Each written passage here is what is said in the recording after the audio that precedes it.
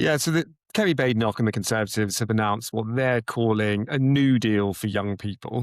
Perhaps more imaginative titles might be forthcoming, but nonetheless, it clearly sets out who they're aiming to target. And it's effectively three main parts. The first is they want to scrap the real interest rate on Plan 2 student loans. So that's anyone who started with student loans between 2012 and 2023. Currently, interest is charged at RPI inflation plus up to 3%, depending on your earnings, which means many graduates basically see their balance going up and up and up, even as they're making repayments. I mean, it is a very regressive system. The Conservatives are saying, look, they'll cap it at RPI only, so your balance can never rise faster than inflation.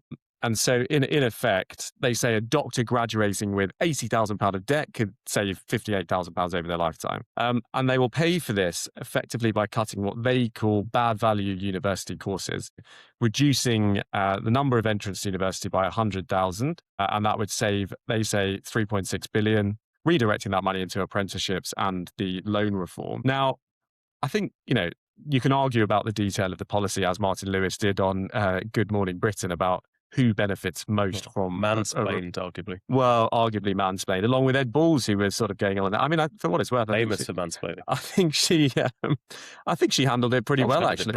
Handled it very well. Yeah. She came back and said, well, at least I'm looking at it, and I'm happy to talk to anyone about it who would like to discuss it. Regardless of the substance of the policy, this is part of a conscious effort from the Conservatives to recognise that they have got to deal with the generational divide that has cropped up over the past 15 to 20 years.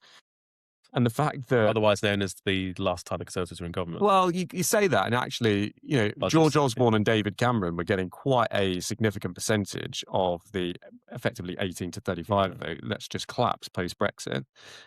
When they introduced this Plan 2 student loan in 2013. Well, there you go. Forget this is a Conservative policy. It's all connected, and I think ultimately... Connected, it's causation. Well, you call it causation. I think Kemi's answered this pretty well, I think, which is, mistakes in office, we've got to look at it. This is about what happens moving forward rather than looking to the past.